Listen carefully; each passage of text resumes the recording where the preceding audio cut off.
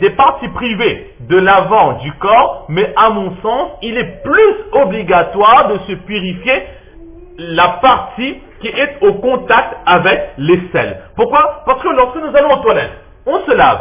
Mais si, en se lavant, si cette personne a une certaine pilosité à ce moment, sans qu'il s'en rende compte, les excréments peuvent être au contact et rester collés avec les poils de cet endroit. On ne se rend pas compte car on s'est nettoyé de la meilleure des façons. Ensuite, on se lave et ces excréments qui ont été au contact avec ces poils et que nous n'avons pas pu enlever, étant donné que nous n'avons pas pu voir cela va se durcir et va rester collé avec ces poils. Maintenant, nous allons faire notre wudu, nous allons faire notre namaz en pensant que nous sommes purs, alors que nous sommes en train de marcher avec des impuretés sur notre corps. On pense être purs, mais en réalité, nous sommes remplis d'impuretés. Donc c'est pour cela que toute la partie autour de cet orifice devra obligatoirement être rasée, être nettoyée. Ensuite, pour le bas du ventre, la partie avant, certains juristes sont d'avis qu'il est préférable pour la femme, si elle a cette possibilité, de s'épiler à cet endroit. Épiler cette partie du corps, l'avant du corps, est meilleur pour la femme. Pourquoi? Parce que avec le rasoir, en passant une lame de fer sur cet endroit, cela a tendance à durcir cette partie du corps, la peau sur laquelle passe régulièrement une lame de fer, cette partie de peau a tendance à se durcir.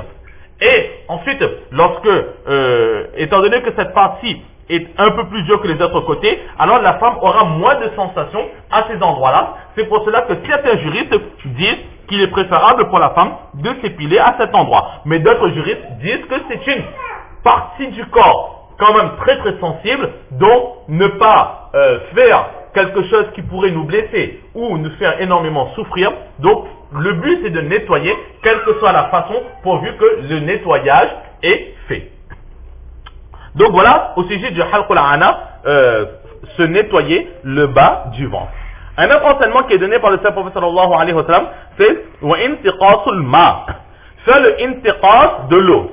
Et là, l'auteur et le narrateur nous explique c'est quoi le intiqasul ma, yani al-istinja bil ma, aller aux toilettes et se laver avec de l'eau. Faire le istinja avec de l'eau.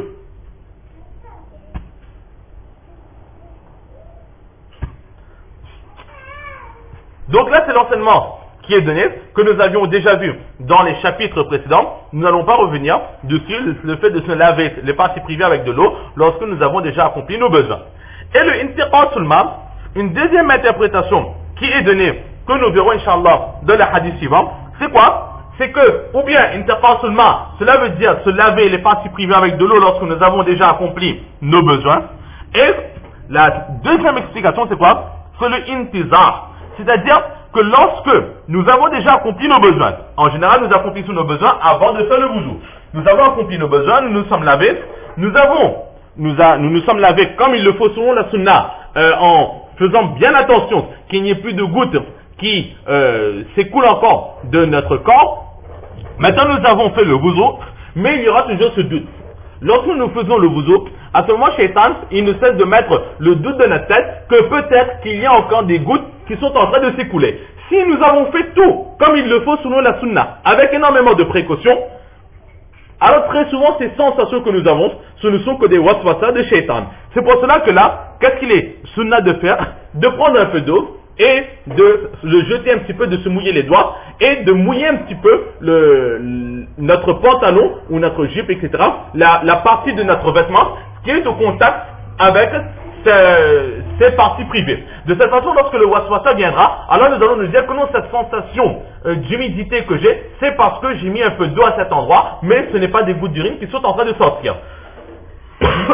Mais bien attention, cela ne se fera que lorsque nous aurons fait le istinja selon la sunna, avec beaucoup de précautions, et que nous aurons cette certitude que nous avons fait comme il le faut, et que normalement, il n'y a plus de gouttes qui doivent s'écouler, et que cette sensation, ce sont vraiment des waswasa. Si quelqu'un fait rapidement ses toilettes, et qu'il n'a pas fait attention à ce qu'il n'y ait plus de gouttes d'urine qui sortent, et lorsqu'il fait son wudu, il a cette sensation, et que réellement ce sont des gouttes d'urine qui sont en train de sortir parce qu'il n'a pas fait le istinja comme il le fallait, alors ce n'est pas en envoyant ces gouttes d'eau sur ses vêtements que son amas va compter. Car dans la réalité, une goutte s'est vraiment écoulée. Donc cette sunna, c'est lorsque c'est le complètement du istinja, c'est pour se préserver des mauvaises pensées, enlever le dedans dans notre tête. Ce n'est pas en remplacement du istinja que nous aurons bâclé. Donc bien faire la différence entre ces deux choses.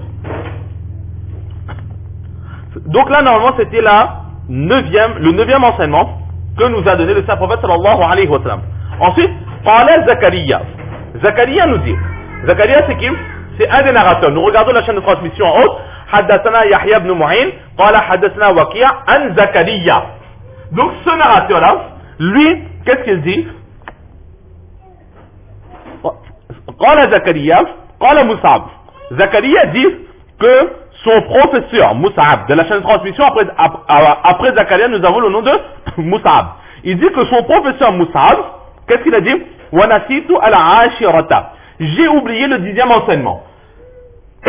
Là, nous voyons vraiment les précautions que prenaient les narrateurs de hadith. Lorsqu'ils avaient un doute ou qu'ils n'étaient plus sûrs, alors ils le précisaient, ils ne disaient pas n'importe quoi. Et là, il dit clairement sans aucune honte, wa nasitu al-ashirat. Le prophète sallallahu alayhi wa sallam, il a dit qu'il y avait 10 actions qui faisaient partie de la fitra. Je vous ai enseigné 9, j'ai oublié la 10e action. Illa an takuna al-mazmaza. Je ne suis pas sûr, je pense que c'est le mazmaza, le fait de se laver la bouche, que nous avons déjà expliqué auparavant, mais est-ce que c'est vraiment ça ou autre chose? Là, il est dans le doute. Et d'autres personnes disent que cette 10e action, c'est quoi? C'est ce qu'on appelle le khitan, c'est la circoncision que nous verrons dans les hadiths qui suivent. Donc voilà à peu près ce que nous pouvons dire sur ce premier hadith dans ce chapitre. Nous voyons immédiatement le hadith qui suit. وبه قال حدثنا موسى بن إسماعيل وداود بن شبيب قال حدثنا حماد عن علي بن زيد عن سلمة بن محمد بن عمار بن ياسر قال موسى عن أبيه وقال داود عن عمار بن ياسر قال إن رسول الله صلى الله تعالى عليه وعلى آله وسلم قال إن من الفطرة المضمضة والاستنشاق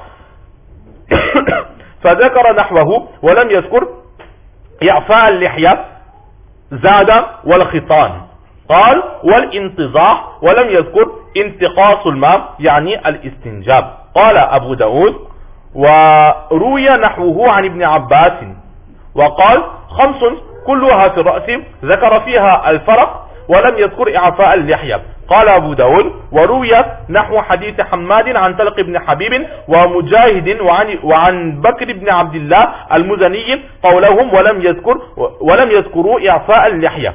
وفي حديث محمد بن عبد الله بن أبي مريم عن أبي سلمة عن أبي هريرة رضي الله تعالى عنه أجمعين عن النبي صلى الله عليه وسلم وإعفاء اللحية وعن إبراهيم النخعي نحوه وذكر إعفاء اللحية والختان.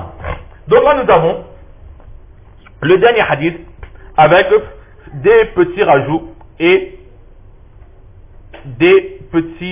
des actions qui sont en plus dans certains hadiths et des actions qui sont en moins dans d'autres hadiths. Alors nous avons Imam Abu Dawud qui dit que son professeur Moussa ibn Ismaïl ainsi que Daoud ibn Shabib. Donc Imam Abu Dawud il a là 2 professeurs. Ces 2 professeurs qu'est-ce qu'ils disent? Ils disent que le professeur Hammad les a enseignés de Ali, fils de Zayd, qui rapporte de Salama, fils de Muhammad, fils de Ammar ibn Yasir. Ensuite, Imam Abu Dawud il a 2 professeurs. Le premier c'est Moussa ibn Ismaïl et le deuxième c'est Daoud ibn Shabib. Le premier professeur Moussa, lui, qu'est-ce qu'il rapporte? Il rapporte de son père Ismaïl. Et Daoud, lui, il rapporte de Ammar ibn Yasir. Et qu'est-ce qu'il dit? Que le prophète sallallahu alayhi wa sallam a dit que dans la fitra, parmi les actions de la fitra, il y a le fait de se laver la bouche, comme nous l'avons déjà expliqué, soit l'istinshaq, et se laver le nez, que nous avons aussi déjà expliqué. Et ensuite il a rapporté la même chose que nous avons déjà vu précédemment, les actions que nous venons de voir de la hadith précédente. Cependant, le fait de laisser la barbe pousser, d'avoir une grande barbe, dans ce hadith-là, cela n'est pas mentionné.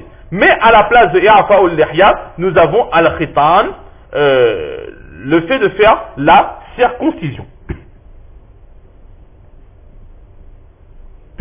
Donc là, nous avons un autre enseignement, c'est quoi? La circoncision. Nous savons tous ce que c'est que la circoncision.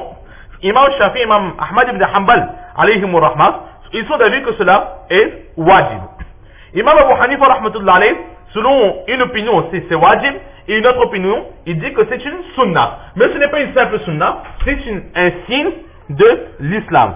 C'est pour cela que lorsque nous avons des enfants, alors il est très très important de les faire cette circoncision. Imam Malik alayhi rahmah, lui il dit que c'est une sunnah pour les garçons et pour les filles.